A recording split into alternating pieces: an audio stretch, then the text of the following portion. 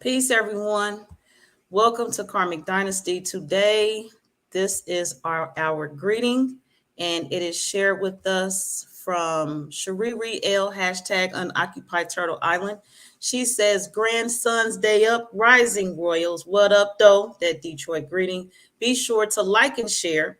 Hashtag we us ours. Hashtag support the future. I definitely support today's greeting. Gratitude matriarch for the share. And today I have with me, and I'm getting to the point today. Siba Baba Heru, he is here in honor. Welcome, Hete Poo. Welcome to Karmic Hetapu, my sister. Dynasty. And he very busy man, very great man. Just it's an honor. So I'm going to pass the mic over to him, and I am here to assist him in his presentation as he sees fit. As I've always also shared with him, as we all know, we will be here as long as he says so. So when he says cut, we out of here. All right. So welcome again to Karmic Dynasty. We all welcome you, Baba Heru. And if you would, greet everyone and open the show how you see fit. Tell us how we can contact you for any information you'd like to share. And again, we welcome you. It'll be my honor. I'm here at my studio. I'm not working today. Well, I am still working because this is my sacred work. And I decided to accept your offer because I want as many people to be aware of this divine legacy of Ma'at that we're all rediscovering. As you know, there has been some pushback. Those of us who are rediscovering this legacy because of the work of our ancestors, people like Dr. Ben, Dr. Clark, and others, some people are now seeking to push back against its resurrection, which is unfortunate because those who are, and most of us here in the West, have been brought up in the Bible. And in the Bible, you would see that several of the great prophets benefited from contact with the Nile Valley Africans of the land of Smai-Tawi. Smai-Tawi was a double queen kingdom that unfortunately people only refer to the northeastern section of it, miscalled Egypt or Aiguputus by the Greeks. It was called Kemet because you would find the word Egypt nowhere on any monument, on any temple, anywhere in the Nile Valley. You will not find the word Egypt on any papyrus. Even though it appears in the Bible, it seems as if God did not know its proper name because its proper name is Kemet, that northeastern section. And it comprised of the regions of Kush, now called Ethiopia, and Nubia, or Sudan, now used to be known as Kenset. So Kenset, Kush, and Kemet, 3 Ks, which unfortunately were used or misused by his people over in the West to kill African descendants of this ancient legacy, or to lynch them, the KKK, as we know. So in claiming this ancient culture, we're claiming the legacy of Ma'at. Ma'at is righteousness, balance, order, truth, reciprocity, propriety, sobriety, all of these divine legacy words it takes to describe the spiritual culture of the ancient ancestors of the Nile. Many people speak of Egypt all the time, but I remind them to honor the ancient name for the land. I call it Smai-Tawi because Smai-Tawi means unity of the 2 regions. And we are still people of 2 regions. We are people whose ancestry can be traced back to Africa or Africa, and we are now here in the West, in the Americas and the West Indies, and South America likewise. Many of us are now in the West. The West was known in our ancient legacies Amenta, the hidden land, because to us, relative to where we grew up in the Nile Valley, or where our ancestors established that ancient queen kingdom in the Nile Valley, this was considered to be the place of sunset. And indeed, the sun of our legacy set here in the West, but because Amenta is also known as the home of Asar. Asar known as Osiris, is known as the Lord of Resurrection. So Amenta, the West, is the place from which this legacy will rise, is rising, because until Africans in the West kept harping on ancient Egypt, together with, I should say, Sheikh Anta Diop of Senegal, one of the most foremost scholars, and Theophila Obenga of the Congo, who in 1975 was able to get UNESCO to underwrite the fact that their studies proved that these ancient Nile Valley ancestors were Africans. And so today, I would like to speak of the reclamation of that culture that's ongoing here in the West, because why should we not identify with the people who rescued the prophets that we all lift up and that we all adore and speak about in a day like this, especially today's Sunday. And throughout the churches, we're going to be speaking about Jesus, forgetting and not remembering that Jesus' life would have been snuffed out when he was a child, according to the story, if it wasn't for the fact that his mother and his father brought him into the land of Kemet, now miscalled Egypt, to escape the wrath of Herod, who was trying to kill the firstborn of Israel. So without the Nile Valley Africans, Yeshua would have starved and would have died and would have been killed by the King Herod.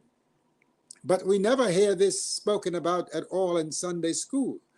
All we hear are the slanders and defamations against this ancient Nile Valley culture as pagan and heathen and worshippers of animals and many gods, all of which are patent lies, because we never worshiped many gods. Matter of fact, that word God had not yet been invented, because it's a German word, and we did not address the divine by that foreign name.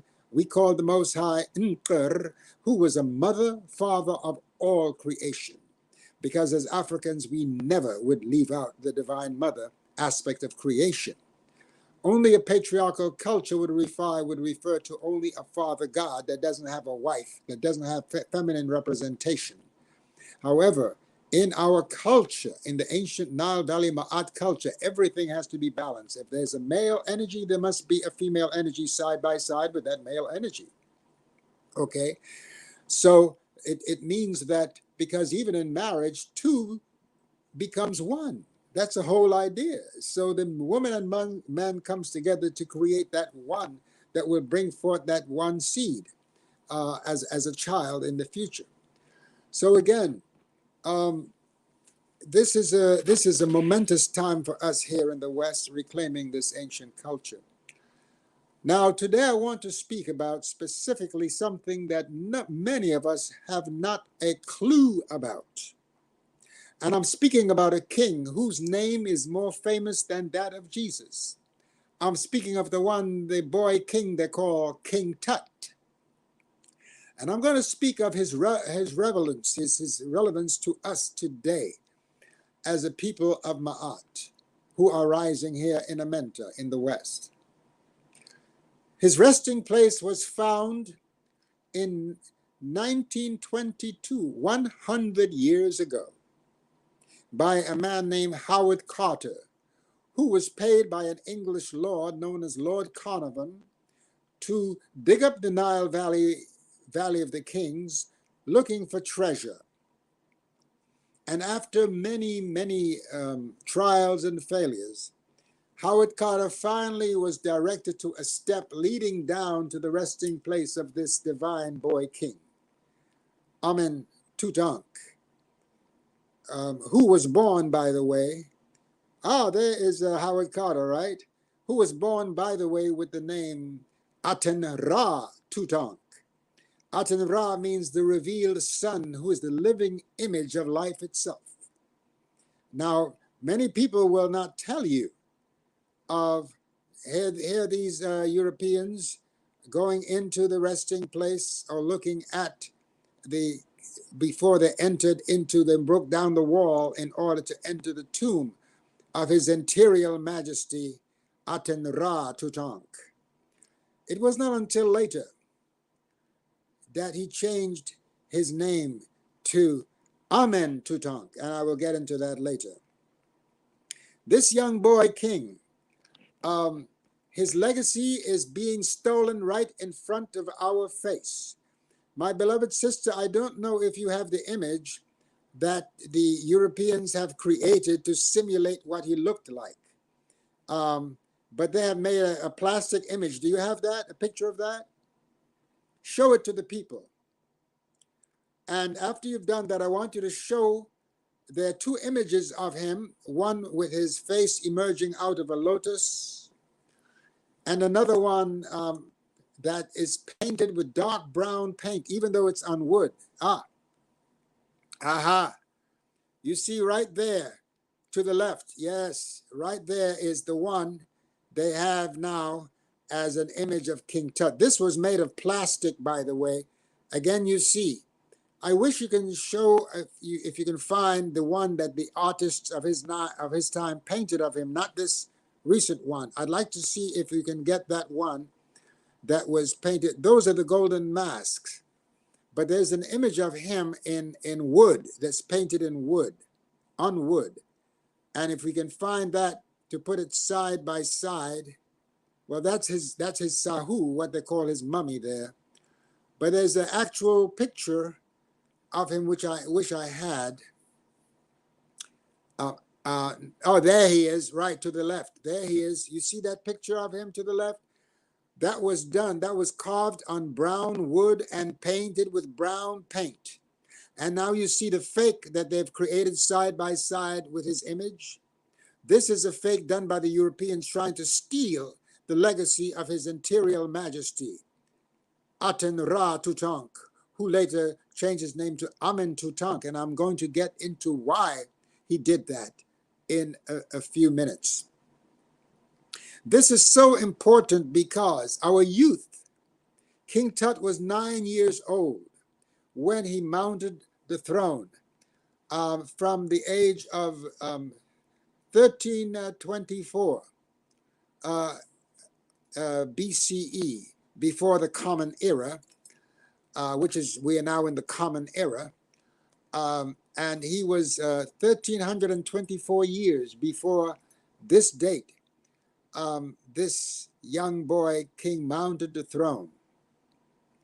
And at the time he mounted, and he ruled for approximately 9 years. There's another image of him. You see, there you've seen two images of him now, how he looked by the artists of his time. And you see the image on both, the old one that she showed you and this one.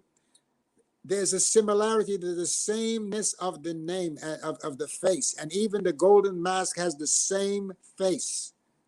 And notice his earlobes are both pierced because the kings wore earrings in both ears.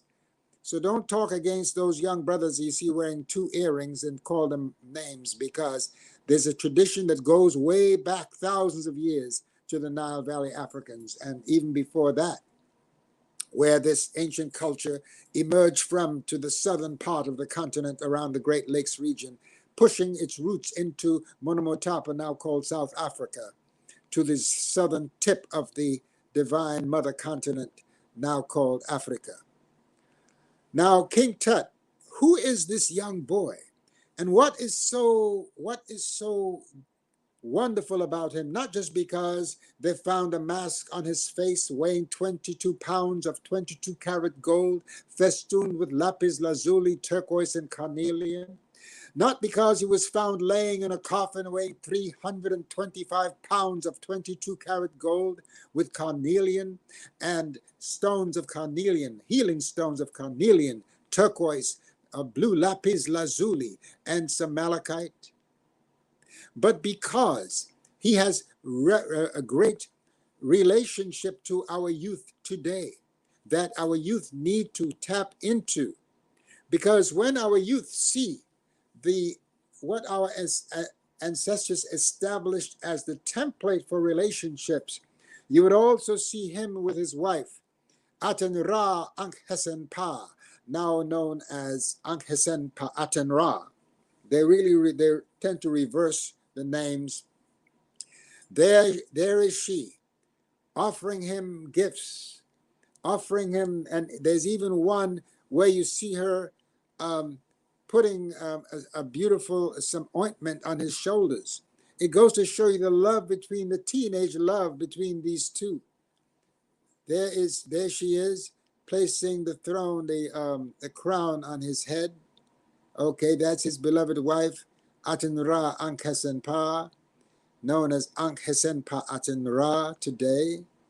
And this is a papyrus painting showing that it takes a woman to make a man a king.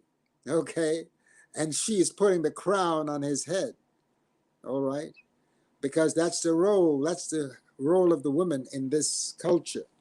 And while I'm at it, I want to refer all of you women listening to the book Sacred Woman by my beloved ex-wife, Queen Afua. Sacred Woman, a guide to healing the feminine body, mind, and spirit. Because in that book, it will show our women the power that they had, that they have released ever since they started worshiping just a male God. They never prayed to the mother aspect that they represent, but without our women, the churches would be closed tomorrow. However, our women worship denying their existence in things divine, in the heavenly host. There you will hardly ever find there's no female archangels. You know of Michael, you know of Gabriel, but Gabriel ain't got no Gabriela, Michael ain't got no Michaela, even Lucifer ain't got no Lucifera. So the heaven that we've been taught to is all male run. So brothers, pack your Vaseline when you go to that heaven, because there are no females in the heaven that we have not come across any female angels in the book that we consider to be the writing of God itself or himself. So let's get back to King Tut. Who is he and how was he prophesied to come into the world? There's a legacy that in order to see, and I went there myself in the temple of what they now call Luxor, Ipet Esut. There is in that temple, on the walls of that temple, there's a scene of what the modern Christians would refer to as an immaculate conception. There you will see Mutemua, whose name means the mother in her boat. She is giving birth to the Aten Ra, her husband, who is known as Tahutimes IV, who became the father of Amenhotep III, the husband of the great Nubian queen Tai. And it was shown that Queen Mutemua was giving birth to the Aten Ra. The Aten Ra is the sun that we see in the heaven every day. That is not Ra. Ra is the hidden sun, but the Aten Ra is the reflection of the light of the hidden sun. So our ancestors were also venerating the sun behind the sun. And they refer to that hidden sun in its name, Amen Ra, because the word Amen means hidden. The hidden sun, because in the oldest corpus of spiritual writing in the world, I'm speaking of the pyramid text in the city of Saqqara. It says there, on the ceiling and on the walls of that temple, that Amen is that Ra is the hidden sun. Okay, so if you speak of Amen Ra, you're speaking of the hidden sun, because even behind the hidden sun, there's another sun. You see, my beloved brothers and sisters, our ancestors, they had a vision, a spiritual vision that was not blocked just by earth life. They identified with the cosmos. And as that great brother who worked at the Hayden Planetarium tells us, that we are made of the stuff of stars. And so our ancestors said that we were star made. And that's the reason why our earth father Asa is identified with the constellation of Sa, now called Orion. And our mother is identified with the star now called at Sirius, which we called Ast Sepedet.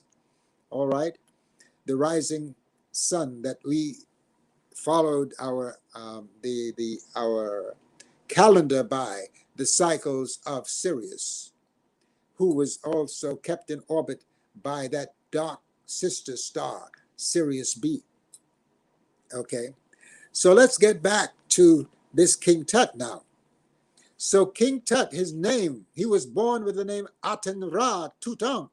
He was the only king born with the name Aten Ra. So as far as I'm concerned, he fulfilled the prophecy that had been on the temple walls a couple of 100 years before his birth, because Amenhotep III, who was the husband of Queen T, was the one that they were referring to, but he was not born with the name Aten Ra. He was born with the name Amenhotep. The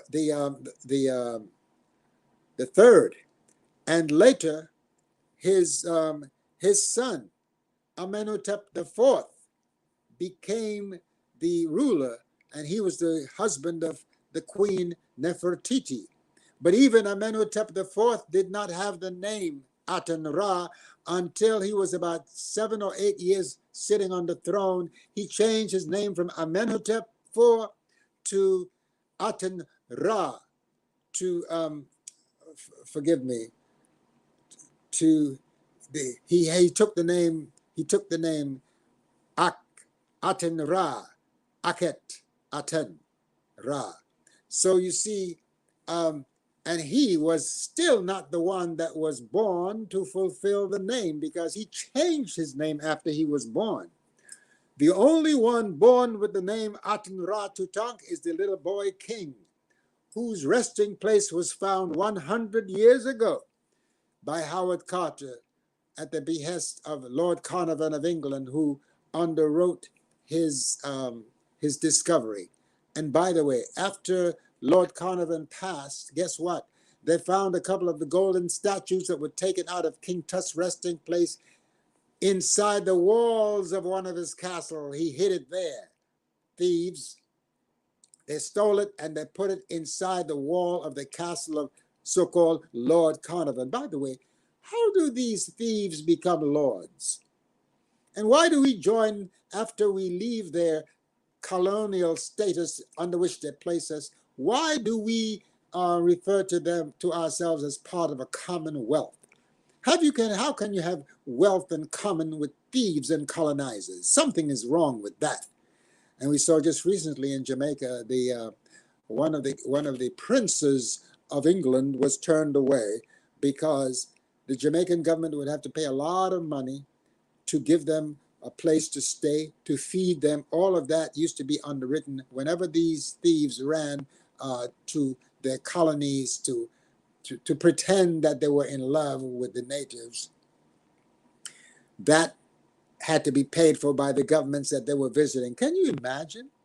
They got all that gold in their treasury that they stole from Africa, and still Africa has to pay the bill when they visit?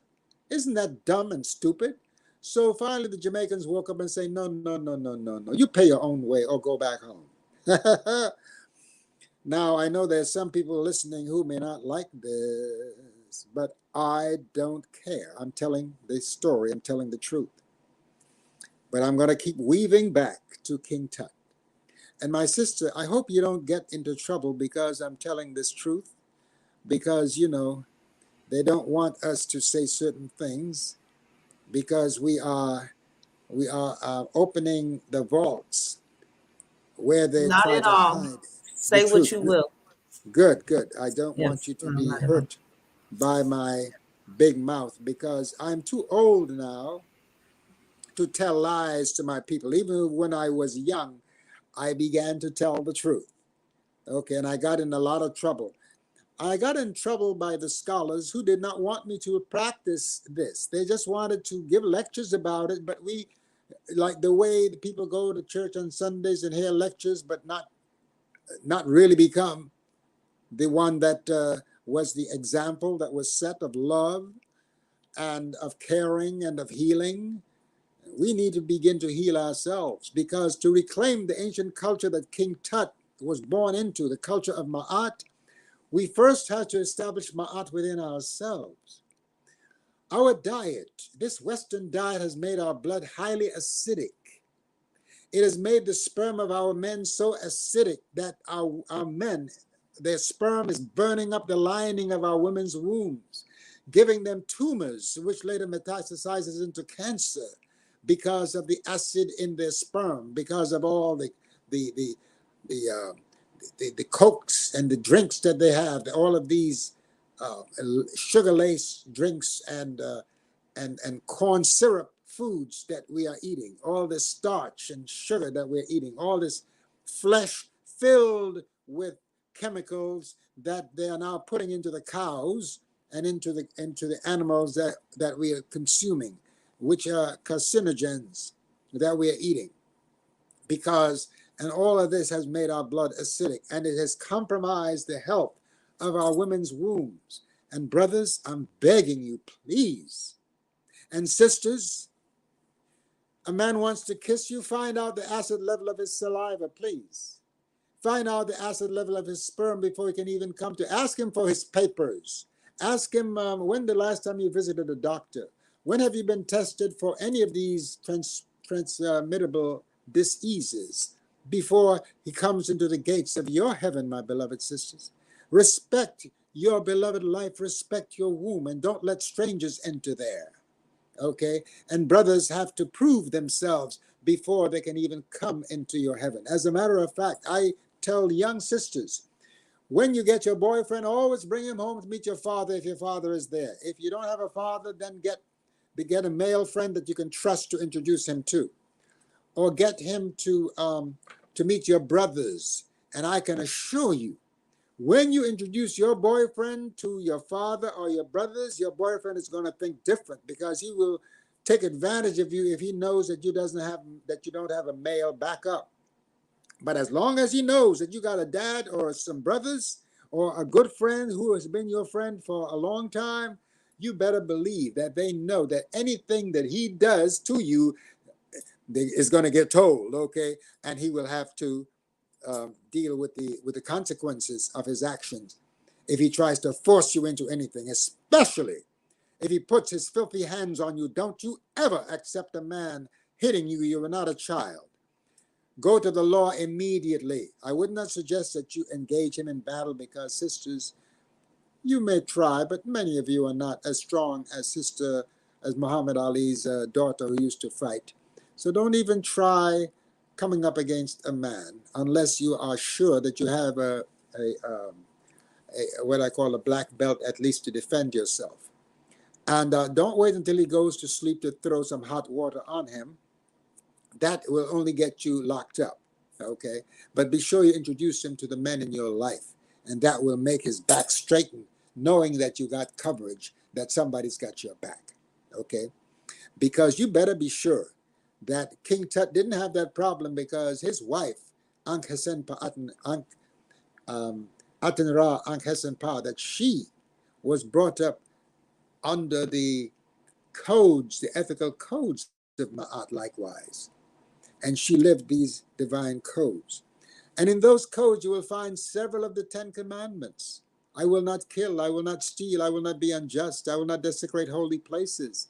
All of these 42 laws you can find within the book now miscalled the Egyptian Book of the Dead. Why do you think they changed the title of that book from the Book of Coming Forth Today from Night by calling it the Egyptian Book of the Dead? Because they know that we Africans are life's people. We are the ones from whom all life on earth generated, life of human beings, because there's no bones older than those bones found of our divine mothers on that African soil. Okay? So we know that these people are in denial because they don't want anything to do with Africa except steal its gold and enslave its population, which they have done, and which they're continuing to do again. Okay? So it's important that in reclaiming the ancient culture of Ma'at, that we know you have a backup, young brothers and sisters, of a young boy king who was 9 years old. Of course, he had elder advisors, like the good father I, who was at his beck and call, who used to give him counsel in a way that I think Obama was relying on Biden to give him counsel, since he had more experience than Obama did in being in Congress and so on. So some of you may not agree with that example, but it's the closest thing I can get to our modern situation to give you some idea what I'm talking about. But King Tut was 9 years old when he was crowned the king of this ancient queen kingdom.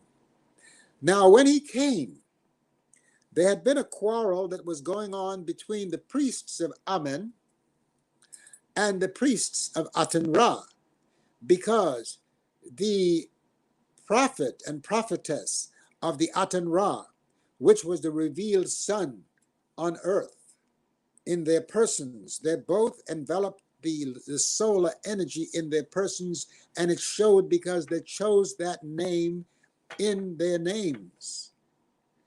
Amenhotep III, Amenhotep IV went from Amenhotep to to the one they call Akhenaten. I say Aten-Ra Akun was more properly the name by which he was called. Aten-Re Akun. Later they changed his name to Akhenaten without mentioning the Ra, which is part of his name. You see, so it's important that we study a little bit of the timeline and the history, even though sometimes the timelines are unreliable, and we're going to have to wait until we begin to get serious about studying this ancient culture, because guess what? Your ancestors of the Nile left it deep chiseled in stone because they knew that we were going to go to sleep. They knew that we were going to be carted away from our ancient culture. They knew that we were going to be brain stained by foreigners in things spiritual and religious.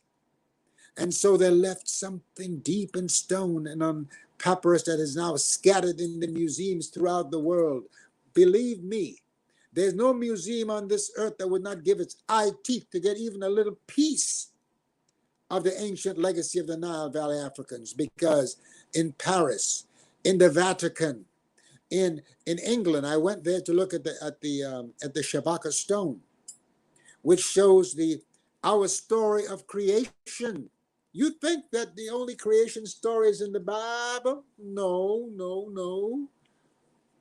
It's a nice story, but it was preceded by one that was thousands of years older that you have got to check out.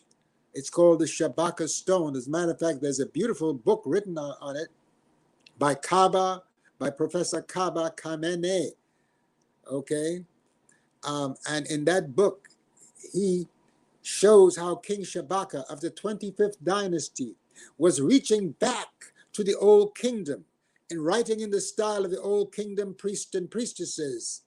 He laid out the cosmology or the Kemetic story of creation, the African story of creation from the foundation of Ptah. Oh, my beloved brothers and sisters, I know the things I'm saying may be going over some of your heads, but you have this, you save this, and you play it over and over, and then do the study to prove what I'm telling you is true. And if I've said anything wrong, after you've done your research, please come back and teach me. I'm one of those elder teachers who don't mind being taught by my students. As a matter of fact, if the student does not surpass the teacher, the student has failed.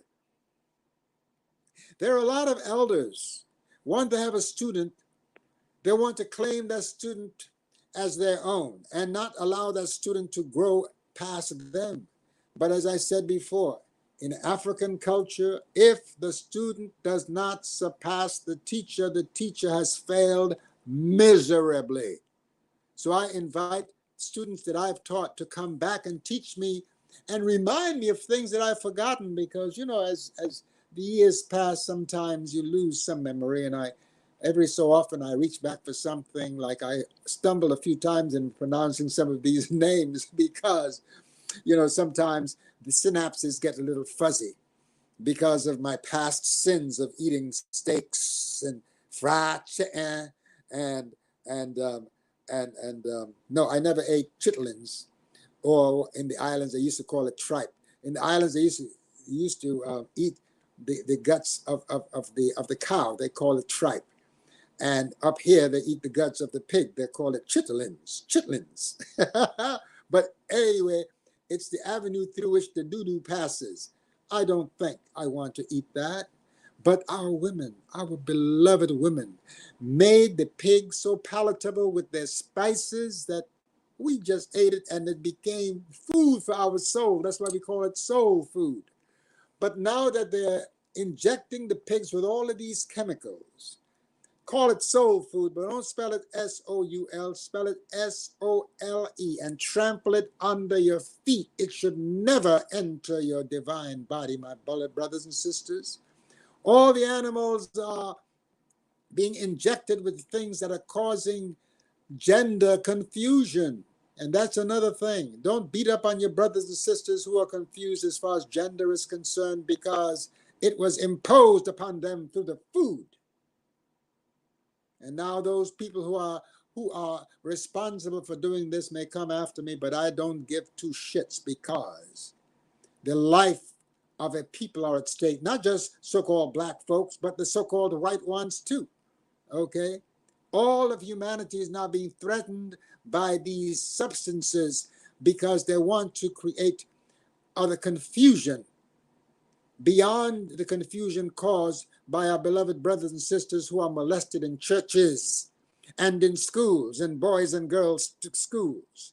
And there's one especially in Rome that's dedicated, I spell D-E-A-D, dedicated to creating gender confusion among our people, among all human beings, and then persecuting the people that they've confused genderfully through the foods, and persecuting them and calling them names and trying to cancel them, when instead they should have compassion and find out, well, who molested you, and castrate the MF to the hilt, because it's a terrible sin to create a gender confusion in young boys and girls.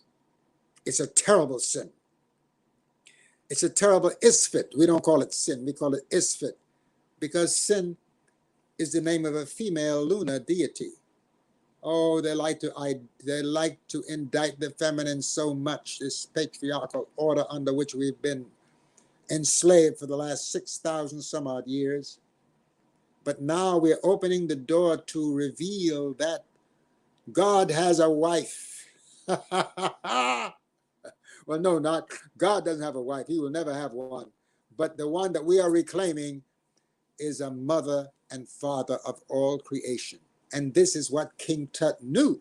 And this is what his wife knew. That's why there's several pictures of them, because they were seen as the human representatives of the divine expression on the earth in masculine and female form, my beloved brothers and sisters. And that's why their images were shown all the time. And King Tut's grandfather, Amenhotep III, is shown. If you walk into the Egyptian museum, you will see a statue of him on the same head level as his wife, Queen Ta'i, which was revolutionary during that time, because during the age of Taurus and the age of Aries, which are both male-driven ages, because what the patriarchal order that existed in the cosmos was brought down to the earth plane and was reflected in the structure of things on the earth plane. Okay, so we have to understand and understand and overstand and center stand. I prefer center standing, because from that you have a parameter of the view from the center. Okay. I remember when Dr. York was alive, I had used the word inner standing because I wanted to eclipse overstanding, because if you stand under, if you stand over, you're only seeing it from one perspective. If you see it inner, you may see the inside, but you don't see the outside. So if you at the center, then you have a full view of everything inside and outside from the center. So I speak of center standing. So if I leave this planet, you tell me I coined that term, center standing, as I did the term inner standing. Okay, and people take it and use it because I give things away. I'm not trying to hold on to anything that I've been an agent through which revelation may come, and because it may come through you too. All of us have the capacity to have revelations that we may share or keep secret to ourselves. And that's another thing. As you enter into the spiritual life, remember that many of the insights that you have were meant just for you and you alone. You may share it with friends and people that you trust, but don't try to convert them into what you have seen as the truth for you. Tell them to go and study it for themselves. Encourage individual study, because we need more minds and more conversations around this, what we are finding out, so we can come to a consensus as to what we are going to resurrect and put into place again. The Jews did it. Hebrew was a dead language, but there's a book called the Hebraic Language Restored. I forgot the author of that book, but you ought to get it. The Hebraic Tongue Restored. They had to make up certain things. And we have to do the same thing with the metuneter, which they now miscall hieroglyphics. And even in the word hieroglyphics, Heru means higher, or it also means sacred, and glyphical means writing. So even the Greeks were referring to the metuneter, the so-called hieroglyphic writings on the temple walls and in the papyrus, as sacred writing. And since we believe everything these folks tell us, we should have been trying to understand and go into that sacred writing a long time ago. But guess what? Brothers and sisters in America and here in the West, you had better hurry up. Because the Egyptian government, you remember the Egyptian government, when they came in, I think after the death of the Prophet Muhammad. And yes, I'm going to say the obligatory, may peace be upon him and upon all the prophets of the Most High, including the ones of the Nile Valley. We can't exclude those first ones, okay? As we just deal with the recent ones who just arrived. And old people need an old story. Go back and get your story, African. And don't be ashamed and don't be afraid of what they will call you. Don't be afraid of the persecutions. You will be exciting your ancestors who live in the world unseen. And you better believe that their blessings will flow upon you like water. Trust me, when you start to use some of the ancient language, some of the ancient sounds, they're going to hear you, because those sounds have been registered in the Akashic regions. And they're going to come back to you in spades, my beloved brothers and sisters. Those sounds that you must be chanting again. Like nuk punuk ku amiku kemam keperu entraheu. I am that I am, a shining being dwelling in light, who has been created and who has come forth from the limbs of the divine. Notice that I didn't say the limbs of God, because he had not been created by the Germans, by the Gothic people yet. So, beloved brothers and sisters, the Egyptian government has mandated that their students from the age, from the 4th grade now to the 12th grade, learn the metuneter, learn the sacred writings that they have been custodianships of ever since they invaded that land and made of that land the United Arab Republic of Egypt. It was not an Arab republic before they came. And I'm not beating up on them, because, listen, they followed many rapists before them. The Assyrians in 663, as I said before. The Persians in 525, the Greeks in 332, the Romans in 32, and then the Arabs after the death of the Prophet Muhammad in, I think, 640 AD, they came in. And they've been there ever since. They came in promising to leave after they got rid of the Romans, but they stayed. And you know how they stayed? Because they said to the Coptic, because the whole of the nation had been Christified by that time, and they called themselves the Copts. Okay?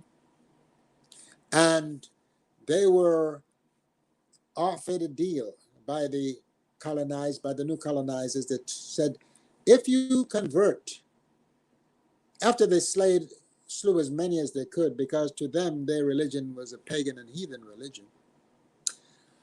And after they they offered those who were alive the opportunity to even join the religion that had now come to colonize them, or to, if they joined, their taxes would be less. So guess what? The majority of the people either converted at the edge, some at the edge of a sword, and some voluntarily. Let's be fair.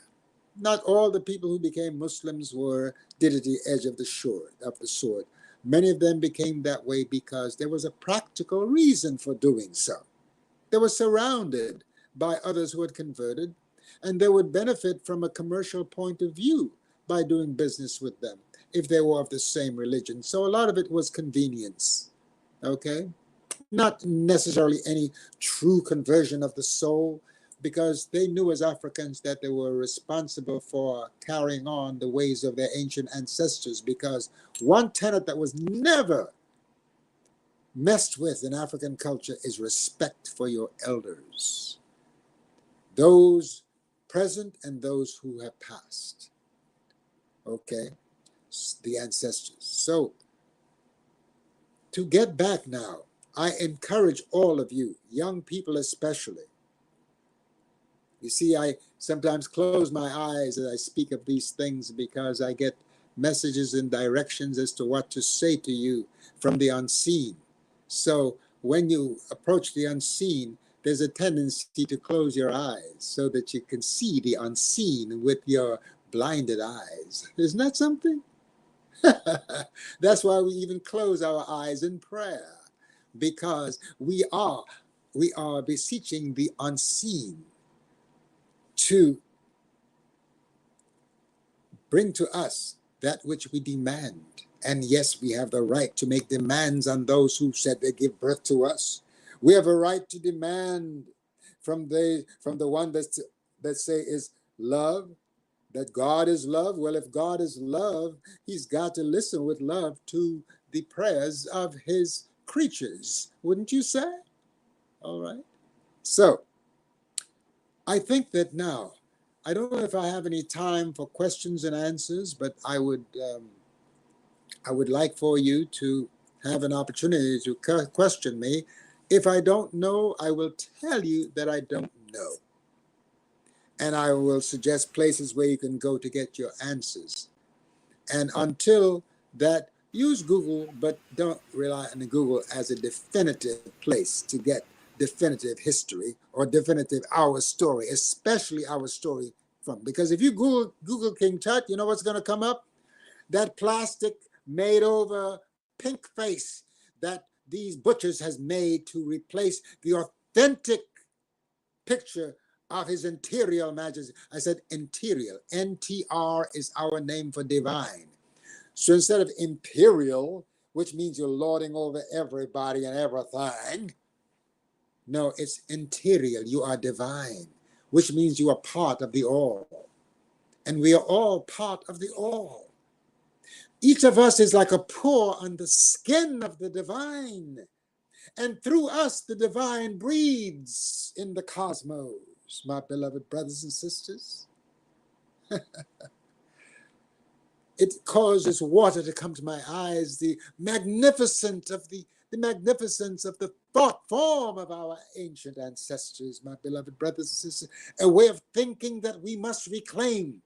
And we can only truly reclaim this way of thinking if we begin to look at the symbols of nature that made up our sacred writing on the temple walls and on the papyrus that they have stolen all the world's museums.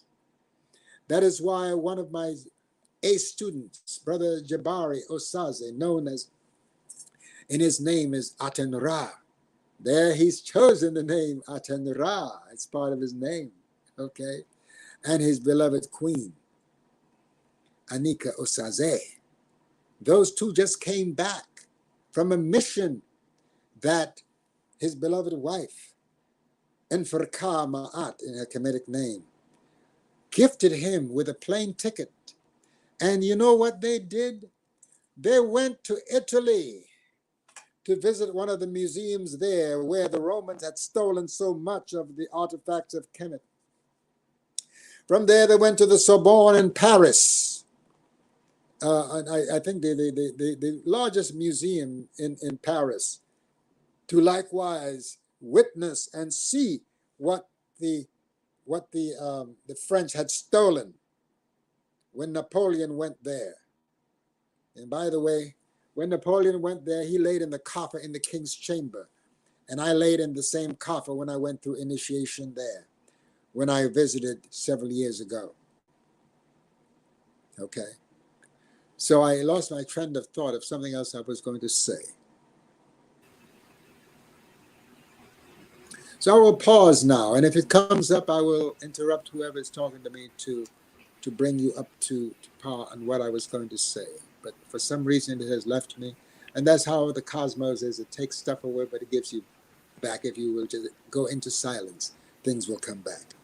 So we'll now stop. So to afford you an opportunity to speak or to share anything you wish to share, or ask any questions that you may. And if I know the answer, I will give it to you. I was you were speaking actually on the student of yours that went to the museum. Yes, and he also went to the British Museum, because you see, he takes people to these museums, to the Metropolitan Museum of Art right here in New York. He takes people to the museum in Philadelphia and all in this area. And he even takes them, I think, to a museum in California, because Jabari and his wife, they are, Anika, they are very thorough in what they are transmitting to their students now. And by the way, they are the keepers of the Shrine of Ma'at in Harlem. And you can join that shrine because they're giving their courses now online because of the COVID. And you can join the class, the virtual class online, and become more knowledgeable about this divine legacy. Because as much as you think you may know now, listening to them, you would learn even more, because I have, and I'm an 80-year-old man, okay? So that's one of the gifts of having students who surpass you in what they have chosen to do with this divine legacy. Because I haven't gone to all the museums that they've gone to. I've been to Kemet 4 times, and I went to Nubia likewise 4 times. They have gone there over 25 times. So their very genes are saturated with the divine legacy of our ancestors. So you would learn a lot from them, because one of the things you know, maybe you don't know, but when you reclaim an African consciousness, the ancestors speak to you and through you. And you may think it's coming out of your mouth, but no, your mouth and your lips are being formed by people who want you to say certain things that others need to hear. Okay, so I'm going to pause and allow anyone to ask any questions, and I'm going to shut up right about here. Anyone, my sister, has any we do questions? not have any questions so far, and I know in your thoughts on this presentation, you are also talking about the upcoming anniversary in November of the finding of King Tut's tomb. Yes, well, I just want to share that, and I invite those who have listened to me or those who will hear this afterward to please do some research on this whole event, so you'll become more personally aware of what is taking place, because there should be celebrations all over because of this magnificent find of our Howard Carter in 1922. But I will leave it up to you to inaugurate this if you wish, and become more knowledgeable of this ancient culture.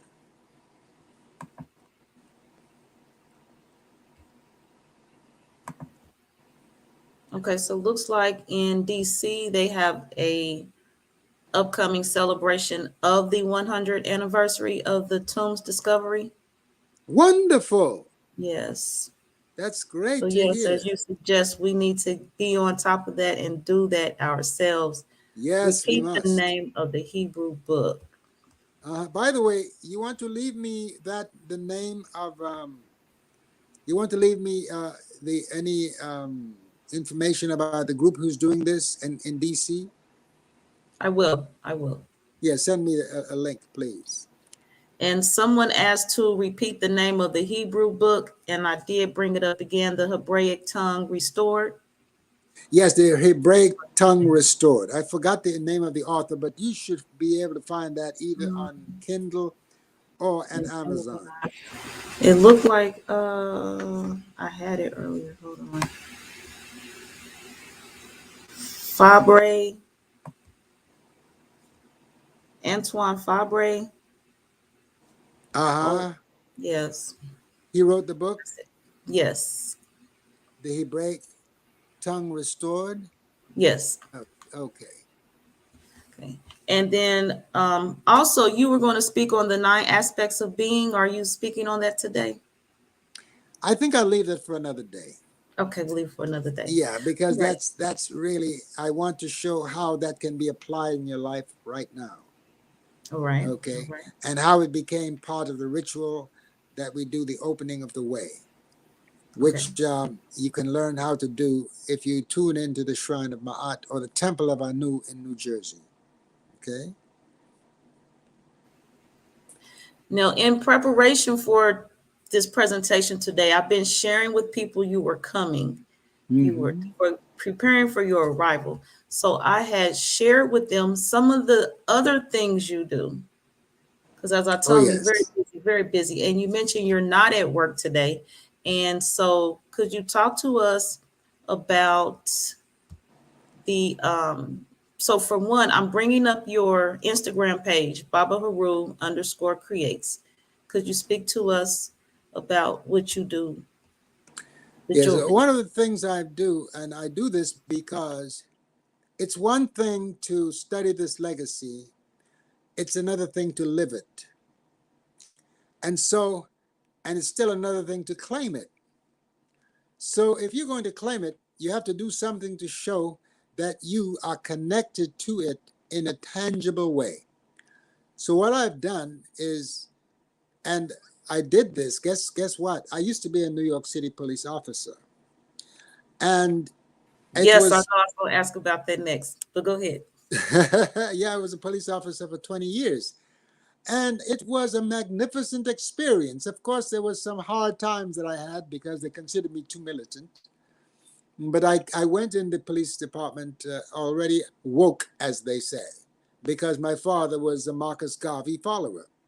And my father, while I was very young, infused me with pride for African culture.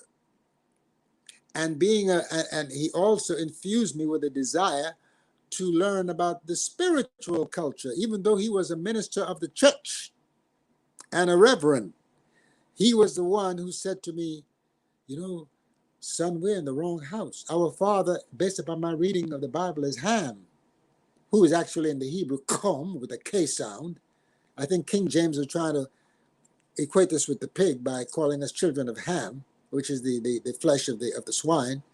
However, he said that we should study these Nile Valley Africans because they were the ones who made this religion that I follow possible by sparing the life of Jesus, according to the book, that he was spared from the wrath of Herod, who was going to kill the firstborn of Israel, including Yeshua, now called Jesus in the Latin vernacular. Okay, so yes, it's really important that we go deeper and reclaim all that belongs to us.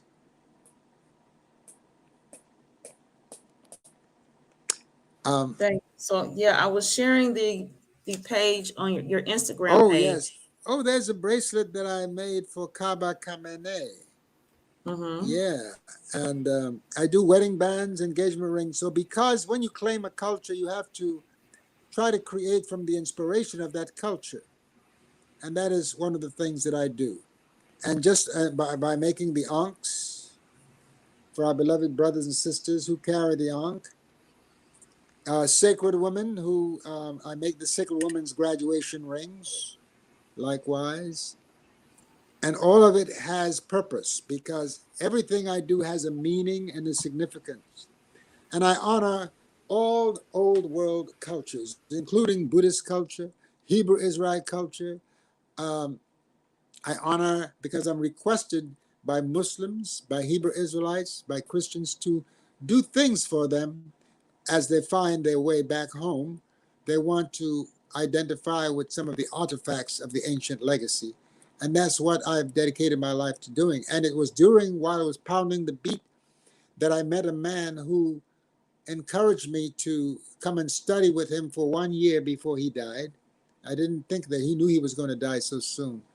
But it was not until after I came back from his funeral that I casted my first piece. He was the one who introduced me to the fact that my hands were the hands of a sculptor. So I began to sculpt in miniature things that I needed. Like I needed a bull's head. I couldn't find one to copy, and he said, "Do your own stuff." And he brought me the tools, the wax and the tools, surgical tools and dental tools. That's what jewelers use to do their carving, because it's very small, and I'm into detail. And that's one of the things you'll find about my work. I'm very meticulously involved in detail. Okay? So that's why a lot of brothers and sisters of awakening enjoy what I do, because we are a people who are accustomed to excellence. And I remember in my early phase, I made some errors, and people pulled my coat to it, and those things I hid because I only wanted to bring forth the very best of the ancestral legacy. So yes, you can contact me at 212-343-9706, or go to the website or the email info@sopata.com. info@sopata.com, or you go to the webpage studioofpata.com, and there you will see wedding bands, engagement rings, pendants, rings, you name it, bracelets, cuff bracelets like the one I'm wearing on my arm now, and others. So yes, you're welcome to give us a call. And anything, if you want your name done in the Medu Neter, in the so-called hieroglyphic language, I'm able to do that too. So don't hesitate to give us a call so we can serve you. And in wearing these emblems, you will be silent teachers of our legacy and silent awakeners of sleeping ones who will say, "What is the world is that?" and send them to their Google to find out. There's And a you cigar. also, Go ahead. I'm listening. We're listening. Oh, there to the left is my beloved Saqqara. She's named after the city where kings went to be coronated and to be tested worthy to rule. She came right off the temple walls, by the way, to Awuntera. And next to her, you see the eye, there's the Ankh. By the way, the singer Erykah Badu, I made her rings, those big Ankh rings that she likes to wear. I made Yes. those for her. For Ben Vereen, for Keith David, you know who played a preacher. There he is. Keith David is there. Oh, there I am wearing on my head. I'm wearing the Nemes headcloth, which was worn by the earliest farmers of the Nile, and later was codified as the crown for kings and queens of the Nile, the Nemes. Yeah, there goes. He played a reverend in one of the own operas. I don't know if you remember his name, the reverend that he played in that opera show. But yeah, he's a good buddy of mine. He just called me to have me do something for his beloved daughter. Yes, indeed. Yeah, that's a good thing, my sister. You're pulling it up. You're making more. You're showing more than I could ever show.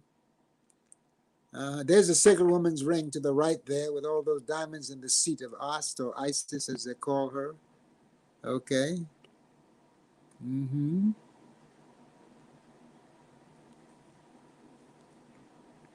Yes, indeed.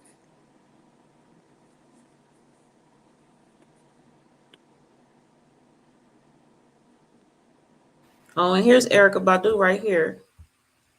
Ah, yeah, there she is. So this is one of the rings you were speaking of here in the corner. Right. I don't know if this is okay. Yeah. Okay. Yeah, I've seen that before. Yep. And I was looking closer in preparation for today, and I was like, oh, her name is in there. Yeah. Right here. Yeah. If That's you Google beautiful. Erykah Badu's ring, her several of her stuff will come up. She finally has decided to give me some props, which I'm grateful for. Mm-hmm. She's a wonderful sister. She sat in a few of my classes, but I think it scared her because people weren't ready at that time Oh, to go fully into this legacy. right. Mm-hmm. There's Pata Rahotapasar.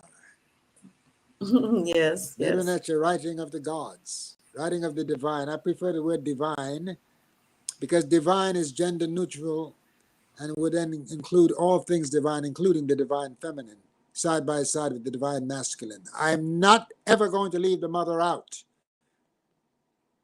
Okay, so all of you brothers who are now just patriarchs who just pray to a male deity, praying to yourself, you can't exclude the woman who brought you here. You cannot exclude the principle that made it possible for you to be walking around on two legs after she done clean your filthy diapers and your vomit from your Similac or whatever they're giving you nowadays, encouraging you to leave your mother's breast to drink their formulas with all that gook inside of it that's going to make you wonder who you are when you grow up. They got a plan for you.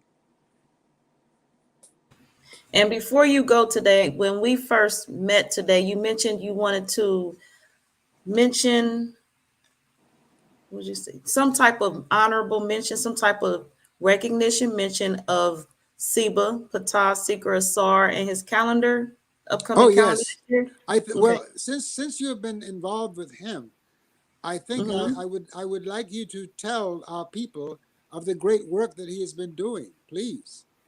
Okay, I'll share that. So yes, before we begin today, actually Siba Baba Haru thought we were already live and he prepared the presentation for Patah, Siba Patah Secret Stars calendar and works. And I did let him know, I let Siba Baba Haru know that I am familiar with the calendar. I am familiar with the works of Siba Patah Secret Sar. I was also at one time a distributor of that calendar. I was a teacher, and I still am a teacher of that calendar and Meta Nature.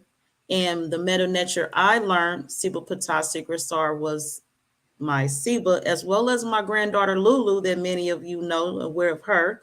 And so yes, as Siwa Baba Haru has mentioned, the upcoming calendar, it will be out soon. I'm not sure of the production of it and the distribution of it right now. The Renpet, the New Year celebration, is July 25th.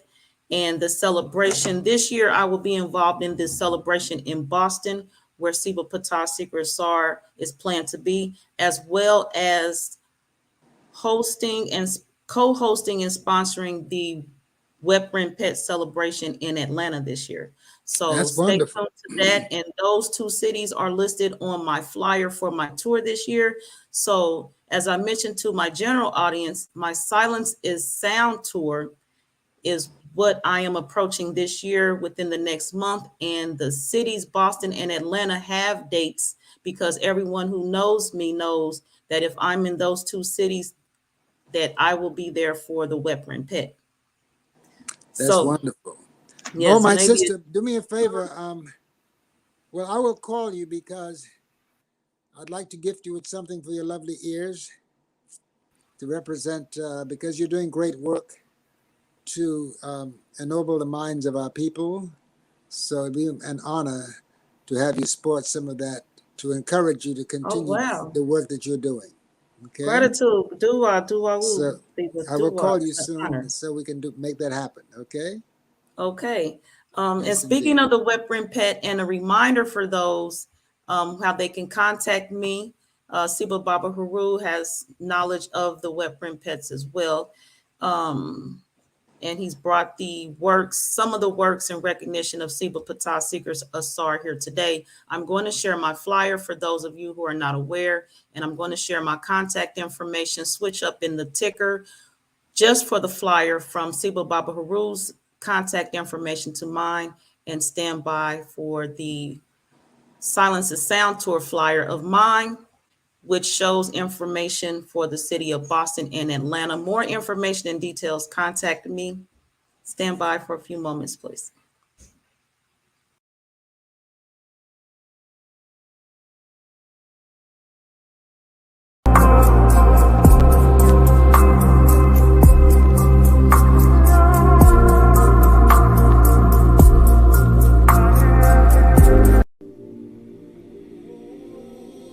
That's right, Joy Allen. Yes indeed, the great goddess from the Karmic Dynasty YouTube channel. Okay, so you know she's gonna be dropping it. So you gotta come see her. And she coming to a city near you. I said, look, listen, I saw the list, I saw Atlanta, I saw Virginia, okay, I saw Washington, I saw Boston. So she's pulling up, okay, Silent to Sound event and lecture tour, where she's gonna be dropping gems and illumination. Okay, I'm gonna be tuning in. Each city is gonna have its own topic. Each city is going to have its own topic. Okay, very interesting. That's a very interesting format. So I'm going to tune in and we got to check her out. I want y'all to be there. Okay, let's stay on the frequency, stay on that vibration. Okay, and support our beloved goddess. Okay, Wadu.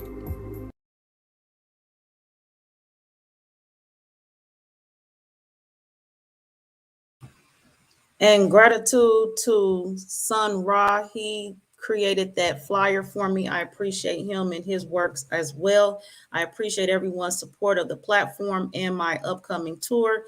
Definitely an honor today to have Siwa Baba Heru join the panel of Karmic Dynasty and bring us this powerful lecture. Yes, Sun Ra, a powerful lecture.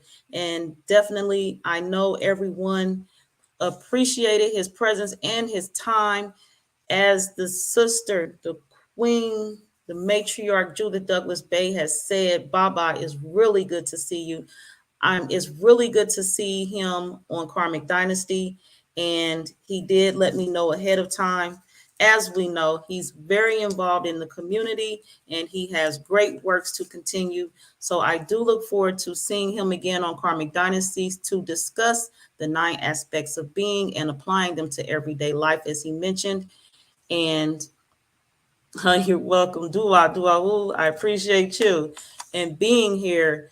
And I look forward to seeing you all again. Definitely on the tour, contact me and I will share the tour information with you for the city that you have in mind. And I will be in touch with you all. Looking forward to sharing my upcoming topics and presentations and future guests with you all. Enjoy the rest of your day.